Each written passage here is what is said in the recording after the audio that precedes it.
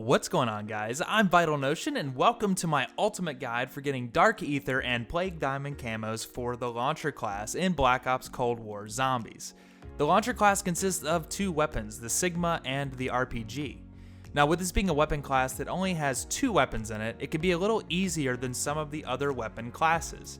To add on to that, since it's a secondary, the level we need to reach is only level 30 instead of 50 to unlock all of the camos. Of course, we need a plan for getting those as fast as possible, and today, I hope to help you with that setup. If you are new to the channel, consider subscribing to see more tips and tricks for zombies as well as multiplayer. Hit the notification bell to see when I post or go live. If you have not followed me on Twitch, I have that linked in the description below, and without further ado, let's hop into this guide on how to optimize unlocking Dark Aether camos for the launchers. The best thing to start out with is the setup, and this setup is a little bit different than some of the other classes. The absolute first thing you will need to start this challenge is upgrading the weapon class for your melee attack.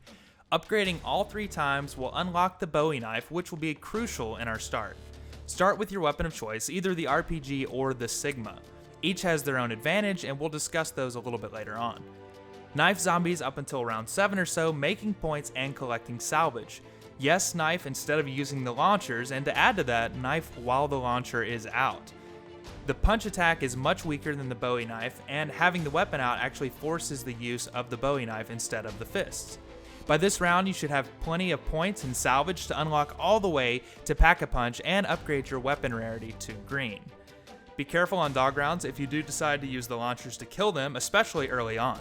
The dogs can get many hits in a very short amount of time, so you do run the risk of going down. So now we're to the fun part, which is training up the zombies to kill in one single shot. Again, I would pick one of 3 areas to train, either the yard, the crash site outside of the tunnel, or the pond. The easiest one for this weapon is the crash site. Yes, the others work, but I choose the crash site for one main reason, and that reason is the Megaton.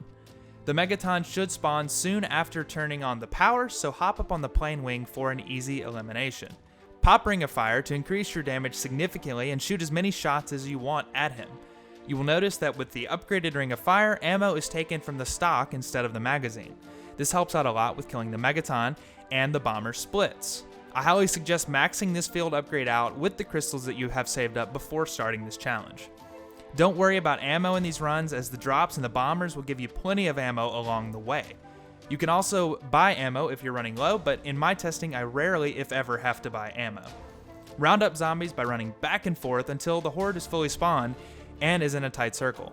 Shoot into the middle, killing all zombies, and repeat this over and over again. Repeating this over and over is the key, so make sure you have the patience and wait for the zombies to pile up.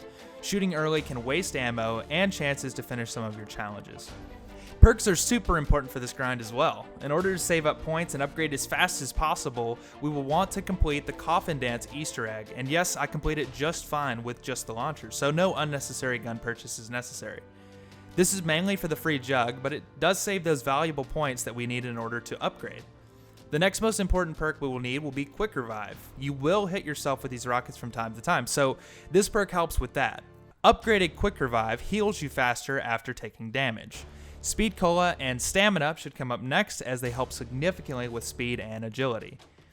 In this run, I don't mind you getting all the perks, but I would save Elemental Pop until the later rounds, as it can slow down the number of kills we are getting with the launchers themselves. So I guess it's also important to look at the challenges that we will be needing, since that's kind of the point of this video. Going down the list, we need 1,500 kills, which should be easily attainable in a game or 2. Kill 2 or more enemies rapidly 50 times. Again, we'll probably get this in one game. Kill 5 or more enemies with a single shot 50 times, 1,500 kills while Pack-a-Punched, 10 elite eliminations, 10 kills rapidly 10 times, and finally, 20 or more consecutive kills without being hit. If a lot of these sound very similar, it's because they are. I found that in my testing, within a few games, you can easily have all this done if your weapons are leveled up. The weapon grind can take a minute if you don't have that, but by the time you get to rank 30 with the weapon, you should have everything done except for the 20 or more consecutive kills, which is the final challenge. The other challenge that takes a minute is the elites, but only being 10, it's very manageable. So let's move on to talking about individual characteristics for the 2 weapons. The Cigma is the slower shooting weapon with an awkward sight on it. Really, the gun is meant for shooting down score streaks in multiplayer, but works fine as a zombie slayer. Pack-a-Punch, you gain 2 extra bullets for a total of 3 in each clip. If we compare that to the RPG, we get 1 less bullet in the RPG, capping out at 2. The RPG shoots faster, and in all my testing I found that it was a little easier to manage than the Cigma. The Cigma works fine though, and I think playing through the rounds you will notice that it's maybe not as bad as you once thought. These weapons are completely worthy of use through 30 rounds. I suggest exfilling in round 30 due to zombies starting to take more than 1 shot to kill, even with the gold rarity. So save up your points fast and get these Pack-a-Punch upgrades done as fast as possible. Salvage will be dropping at a solid rate, so upgrade the rarity as well to maximize that damage. So now we have the setup and the plan, and all we need to do is get kills and repeat it.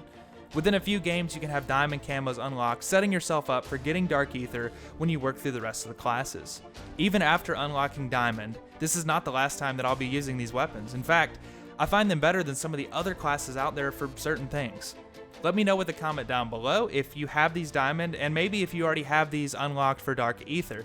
Also let me know if this guide helped you in any way. Any feedback is always appreciated. If you guys did enjoy this video, by the way, help me out by dropping a like.